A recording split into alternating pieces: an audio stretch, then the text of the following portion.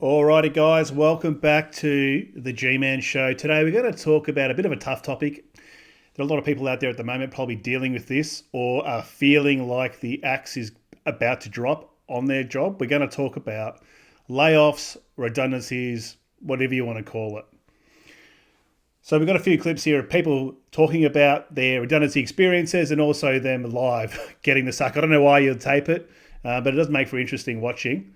So let's jump straight into it. We're going to start off with the HR department in Australia just before they're announcing that you've got to go because apparently your role's redundant while they're dancing around like they're on the school ground.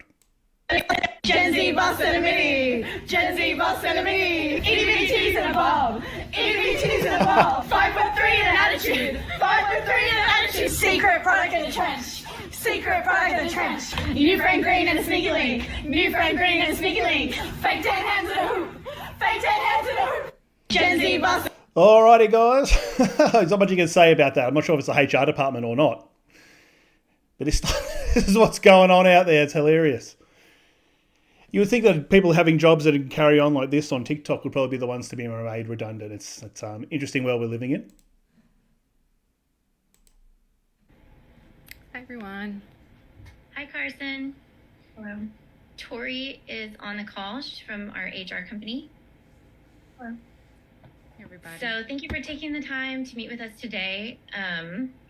Unfortunately, your employment with Hilton will be terminated effective immediately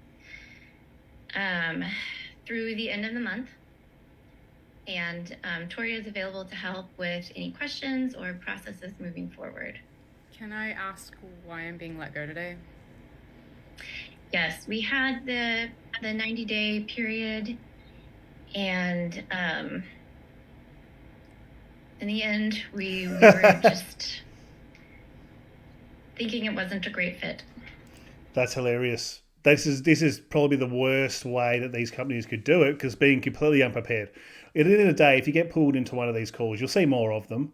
I think this woman's handling it as to why you did not think it was a good fit. Quite well. The thing is, you're just a line item on a balance sheet or a P&L statement, right?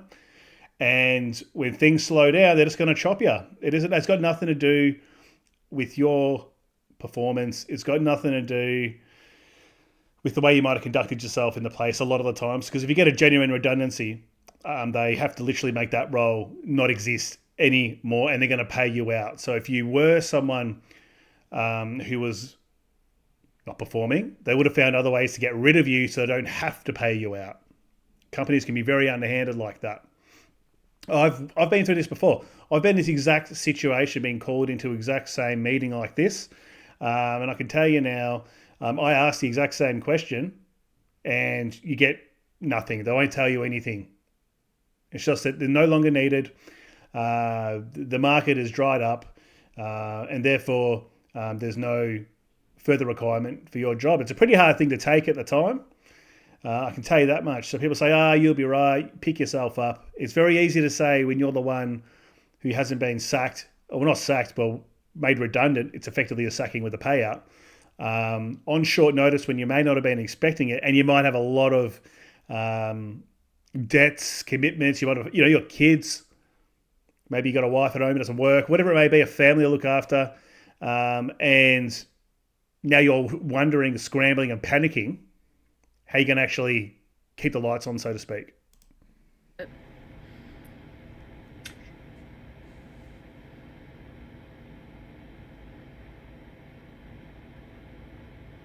Yeah, the publication went out late. It went out with typos. We just feel like the design wasn't necessarily a good fit for the publication. Can I offer some feedback to that? Yeah. Every step along the way, I met my requirements, and quite honestly, a lot of the reasonings as to why it was late was dependent upon you. And I received materials often late from you, as well as not being able to control every ad thing that came in. And I've honestly been on top of everything. I've asked considerable amounts of being able to access things such as the production email to help these things get out more on time. And every step of the way, I was met with roadblocks and being told no. So, as I said, I've been in this exact meeting before, and my first instinct was anger. But I just kept a lid on it. I just sat there and copped it. There's no point having this conversation with the people that are doing it. They don't even know what you do or really know who you are, especially working for a large company. At the time, I was working for a smaller, sort of mid-sized company. And the people who were, giving me the axe couldn't explain why. I asked once, I sort of said, was there any other reasons apart from business requirements? And they're just like, oh, nah. And I just left it at that. I knew I was going to get nothing. There's no point going on a tangent, going out with a bomb. I know you can get angry and do it. But yeah, it is hard to keep a lid on it because you will feel significant annoyance. As my direct report, I never felt like you stepped up and asked me if I could use help. I received very little feedback from you, and often there were times where I did reach out to you without being told anything or having any reply or response whatsoever. I also found it very unacceptable to receive a message at 11 p.m. last night informing me that I was going to be laid off the next day with this meeting and then immediately revoking my access to everything. That's brutal. So I'll talk about my experience here. If you get one of those emails, guys, on short notice, I got a meeting invite. They called everybody into the office, which was rare because I worked in like a contractor type position where you'd go out to where you were assigned. So they called everyone into the office, and I knew right there and then there were going to be layoffs. But at that particular time, I didn't think it was me because I was doing very well. And I'd only just become what they say non-billable, which means you're currently not generating revenue. And that might have been just for a couple of weeks after. It was only it was for a few years where I was flat out and doing an awesome job, shooting at the lights, getting promotions, all this sort of shit. So I didn't think it was going to be me. And then once I went into the office, they had this meeting where the CEO sat there and they were rabbling on about the business and the business environment and there are going to be changes, blah, blah, blah. And I thought, oh, yeah, that sucks for everybody else. I thought I had a bit of goodwill. All right? So, guys, just don't ever think you got it in the bag because I learned a lesson here. I walked straight back to my computer, and the second I sat down, I got a meeting invitation, a secondary one from the HR department. And it said something along the lines of confidential discussion. And then in the body, it said, following from the meeting this morning, further conversation is required about ongoing requirement at the company. Blah, blah, blah, blah, blah. Please feel free to bring a support person. As soon as they say something like that, you're done. You're toast. There's no point saying anything. I knew it. So I just said nothing. I do want to apologize to Kendall and to yourself for calling you so much, but when you do that to somebody, they're going to panic. I feel like I've done every step of the way of trying to do this job to the best of my abilities, and quite frankly, you've made it very difficult.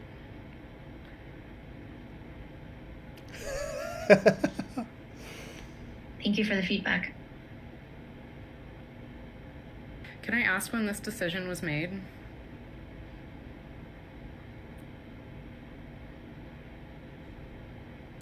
So she's like sort of last in, first out type thing.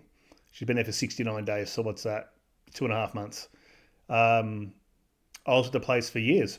And I know people that have been working for other places. So let's talk about locally here in Australia. Commonwealth Bank recently have done it. Insurance companies have been doing it.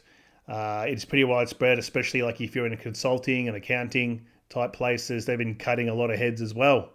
People have been there for very long periods of time. And you get your life just turned into disarray through heartless delivery from someone who doesn't give a shit because they have to go through the process of delivering this message probably 20 or 30 times in that day. So they're just going through the motions there. Obviously, not particularly caring. But the reality is as well, that's their job to deliver that news. I don't think anyone wants to have that job. I wouldn't want to be a HR person or someone who has to tell people that they're no longer required. So I'm sure it's not fun for anyone. But you can feel very, very pissed off would be the right way to say it. All right, let's move on.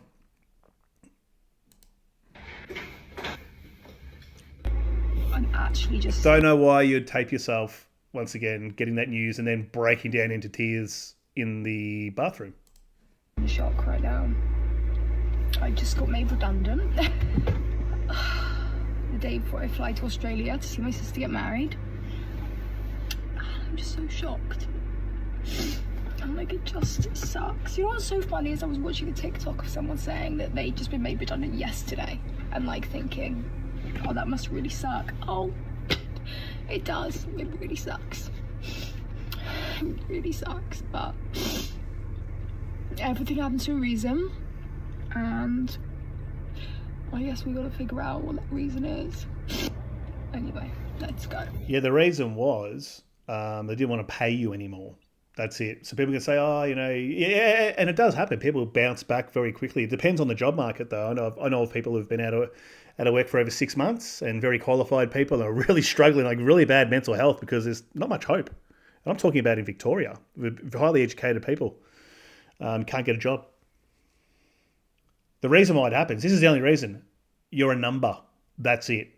And these companies can talk about you're a part of a family and all this sort of stuff and support each other. Yeah, all that stuff is said during the boom times, the good times. The money's flowing in, life's good. That turns pretty quick when they can save a few bucks by chopping your head. Absolutely nuts. Let's see some advice here. This is what I would do if I was made redundant today. Firstly, try not to panic. I'd reach out to my network. I'd update my resume with the latest experience and achievements, as well as updating my LinkedIn and my Seek profile, and I would turn it on public. I'd sign up to temp agencies. This will fill the gap between you being made redundant and then finding permanent work. Try Randstad, Adecco, Robert Walters, Google temp agencies in your area. Or if you want something more flexible, try the gig economy. I recommend Amazon Flex. I've done this and I like it because you can take a passenger with you and you get paid by the block. So if you finish your run before the time's finished, you still keep the money. It always works out. Don't stress. Don't panic. You can work your way through it. This is what... I mean, she's not wrong. Things do have a way of working out and things end up getting corrected, but that sort of attitude can fall on deaf ears, because as I said, I've been there, and I reckon for about 2 weeks. Made redundant today. 2 weeks after I was made redundant, I felt horrible. It takes quite a bit of time to get past that and just accept it for what it is. I probably wouldn't recommend taking jobs unless you're really desperate, like in gig economy and stuff like that, because you get sucked into doing those. It'll take your attention and energy away from trying to find a job. And I understand, look, some people don't have a lot of money saved up, so you're going to have to do what you got to do. But if you got money there, don't just go and take any old job, because you may regret it if you have the time. The best thing you can do, she said it, I wouldn't worry too much about Seek and all that sort of shit, because you got too many people applying in those sort of things, and you're going to get ghosted a lot. It's not really good for your self-confidence, regardless of how good your CV and experience is, especially in a soft market like we're in now. Best thing to do is tap on your network, tap into it. People you used to work with, catch up with them for coffees, just get back on the radar. That's how you can best try and drum up some sort of opportunity, or they might know someone, or they might know someone who knows someone. You just never know. Might not be immediate as well. But if I was to say one thing, just do that. Yeah. Tough time. All right, this chick here, she's getting made redundant. We'll watch the phone call. We won't watch the whole thing. But I think you can always tell. As soon as you're going to get one of these texts or emails come through, you're gone. I went through a process. I actually would have preferred it would have been as brutal as this. The company I was working for, they were trying to do it fully by the book, which is, I guess, commendable. But they sort of left you hanging on like you still might have a chance to have a job. And so for a few weeks, I was in limbo. They said they were doing a consultation period where they were trying to fit people and move them around so that they wouldn't lose their jobs in the business to meet, where possible, you can be redeployed. Most of the time that isn't going to happen. That's just enough time for them to plan how they're going to manage it internally. They go into damage control with the other people who haven't been affected, because people who sitting there going, oh, what, I'm next, and then the morale dives. And so they can spend a bunch of time framing the messaging. I came to the end of that period. I had some discussions, had some really good ideas. Others I know who were affected had some really great ideas that would make a lot of sense. Nah. Oh, thanks for that. Yeah, nah. You're fired, by the way. And look, fired's not the right word to say, but that's how you feel, right? You're getting cut loose.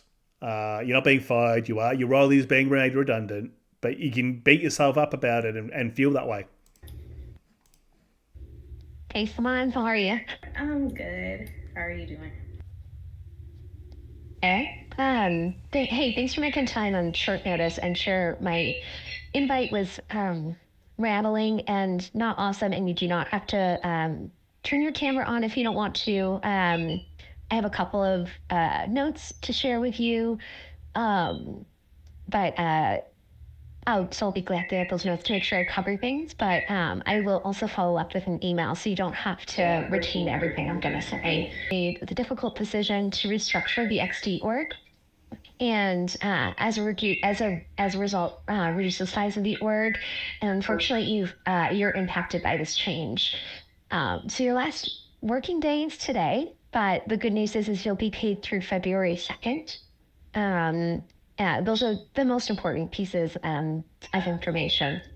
Your system access as an employee will be turned off at some point today. I'm not sure when exactly. In your Workday and Benefits portal, you'll still have access to until February 2nd as an employee, and then after that, you'll have access to it as an alumni. And then I'm going to email you the specifics of your severance, benefits, and a few other details that will probably be helpful later and be ready to go through them. And then on your last day, you'll get your severance documents via DocuSign to sign, and I'll go to your personal email address. I want to pause. I know I just rattled off a whole bunch of really big news. Is there any questions or anything that you want to ask? Are there any reasons other than just like restructuring? Like, what's the reason for the restructuring? That's a really good question. It has to do with the company is doing consolidated priorities this year and next year.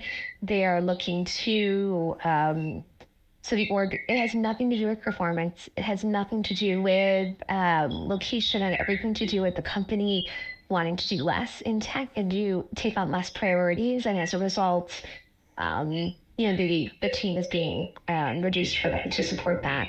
Another question I had was around like my remote status. Is that like a factor in this as well? Yeah, that's a really good question. It did, to be perfectly honest, it did count the remote status in general came up as a potential discussion, but it ended up not being a factor. Well, please don't. All right. I think she's handled it quite well. I think you can sort of deal with it a little bit if you know it's coming. Hammer's going to drop. I'm sure she's going to have some bad moments after it. What does this go to tell you guys? Like these companies, you got to be really mindful of these companies that sell you a dream. They're growing fast. It's exciting. All these people are coming on. You can't even keep tabs of the new starters. Eventually, that merry-go-round stops. The music stops, and people try to shuffle onto the musical chairs.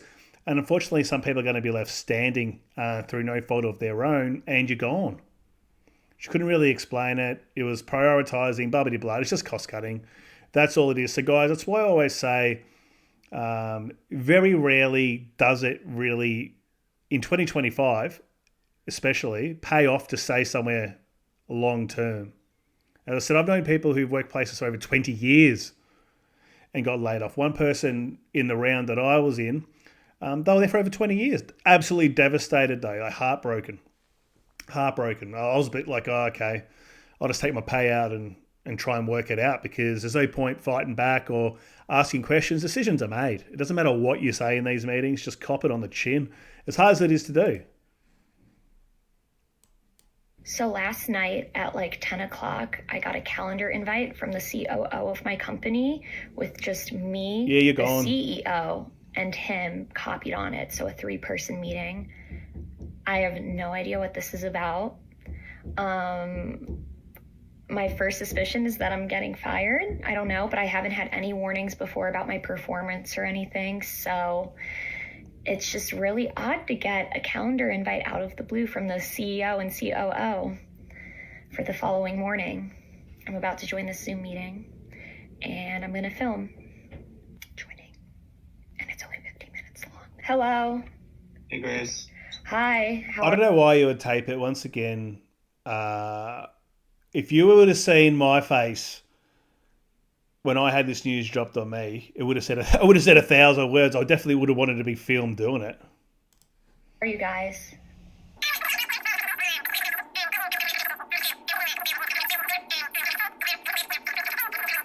Gotcha. Well, honestly, I really enjoyed my time working with you guys. You all have been awesome to work with, I think, the past 9 months.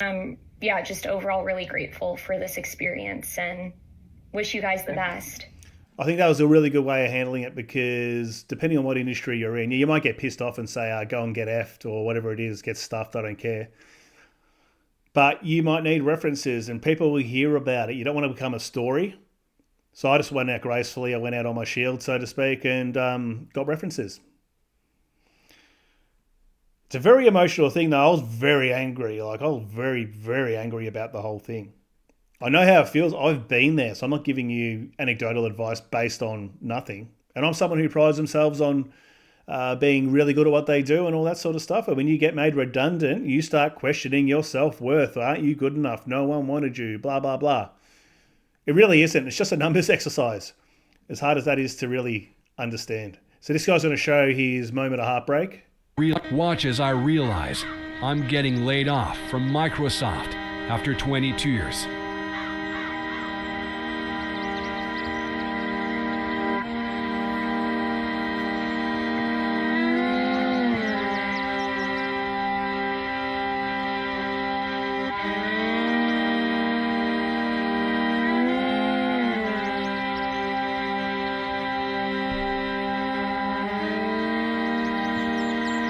Watches. Yeah, that's pretty, I don't know how staged that is or not.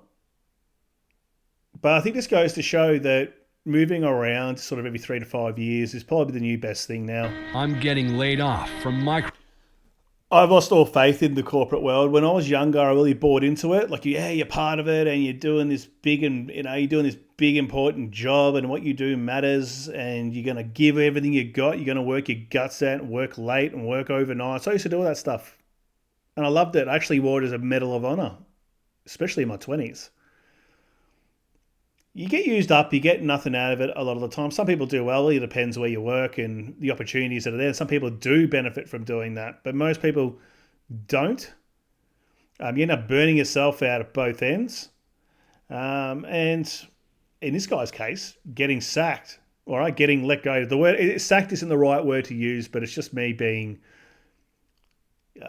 just trying to be a bit human about it. It's a harsh word.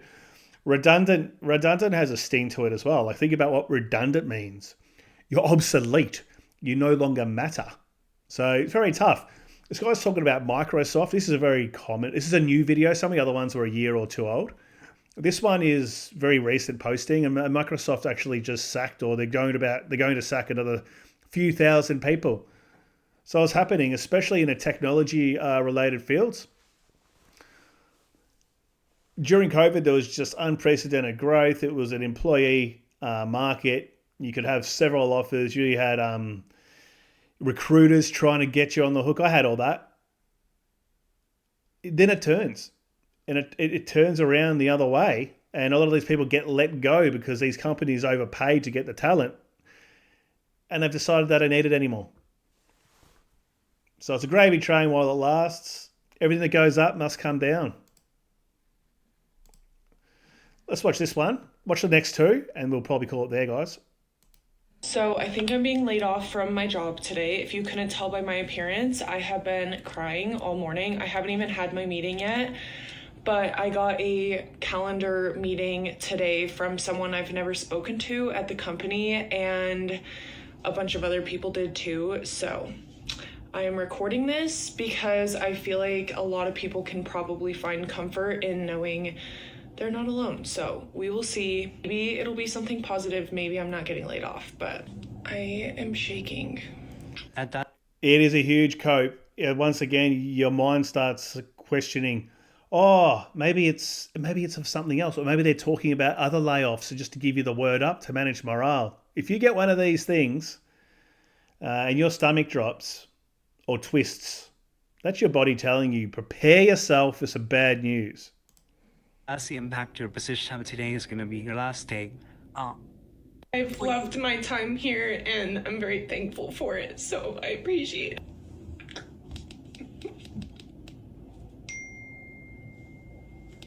I did not think that would be my last day. my laptop's not even working anymore for me to like save things. Like, she's taken that very hard. So I'll tell you about another guy that I know who got made redundant around the same time as me. Really good bloke, really good smart guy, hard worker. Had a couple of small kids, wife who wasn't working at the moment, as they just had a little baby and she was at home looking after the little baby, so fully dependent on his income. He was going on leave. He was going on a holiday. He was taking his family on a family holiday to Bali, and they must have realised, oh shit, right? Because this was ahead of time. This was in advance of all the redundancy phone calls and all that they had put on. So they acted very fast and very quick with him. And the day before he was supposed to fly out for his holiday, they called him, told him that he's no longer be able to be employed there, gave him that bad news, and cut off all his access to the company card, to get into the building and his computer and everything. He never saw it coming. This guy's really struggling with that emotional toll it's taken on him because they treated him like a criminal, like he'd done something wrong, more or less kicked him out of the door.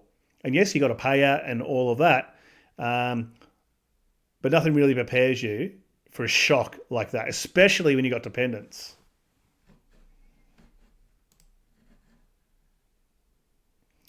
Alrighty, and that's on a final note. Things aren't looking great for tech.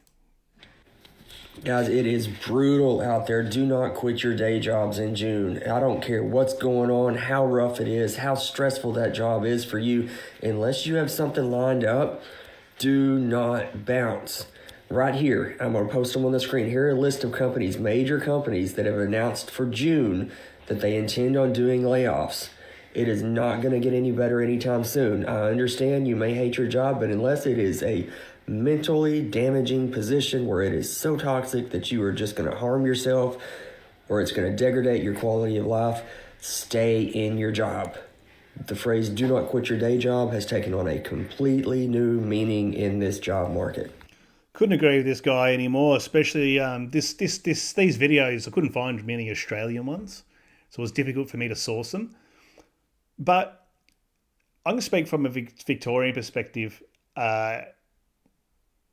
Things aren't going too well here, as much as they say we're not in a recession and all that sort of stuff. It very much feels like that to me. A lot of people are walking on eggshells. I've spoken to many people, especially about redundancy and job security, and people are not feeling great at all. They're just waiting, as I said, for that axe to drop.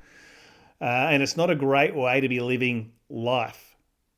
Constantly anxious that you're going to have a rug pull. For those of you who might be going through this, guys, as I said, I fully understand how you feel. Been there, done that, went through the motions. The best thing you can do is just try and get outside, maybe exercise, look after what you're eating, because it's easy to fall into bad habits, get all depressive, sleep in and not get out of bed and not feel like looking for jobs and just feeling overall sorry for yourself and getting into a bad position mentally. Just need to pick yourself up. Obviously, you need a few days for it to settle in. As I said, I was a bit of a basket case. I admit it. I was a basket case for a couple of weeks because at that time, I was thinking, well, what's next? Things weren't looking like any. It didn't look like I was ever going to get another job again. That's what you start thinking. Oh, I'm going to have to go and wash dishes at a restaurant or something. I'm never going to get another job. Things do have a way of working out. You need to be persistent. Sometimes it happens sooner than later. You hear other people say, oh, no, redundancy was great. I got a year of pay and I got a job and I went into a job the next day or the next week. I would think that would be pretty rare at the moment. A lot of companies are cutting in Australia. They said something about Commonwealth Bank has recently done a huge bunch of cuts, or Westpac. I'm talking hundreds of people here, not 5 people. A lot of the consulting firms cut many people. They try and keep it as quiet as possible to manage the brand, to manage the fallout, because that's all that matters. You can jump on a phone call with these people who they're trying to protect the image of the business. They're trying to tell you that it wasn't a personal thing. But it's very hard not to take it personal when your whole life gets blown up and you're left scrambling, trying to work out what you're going to do for money. And it's hard getting jobs. No one likes going through the job hunting process, the interview process, and all of that. So if you're there, guys, I fully understand. I'm sorry that you're there. I do feel bad for you. It's a horrible time. Just hang in there. Be kind to yourself. And things do have a way of correcting themselves. It'll be a bad memory. All right, guys, thanks for watching. Once again, appreciate it.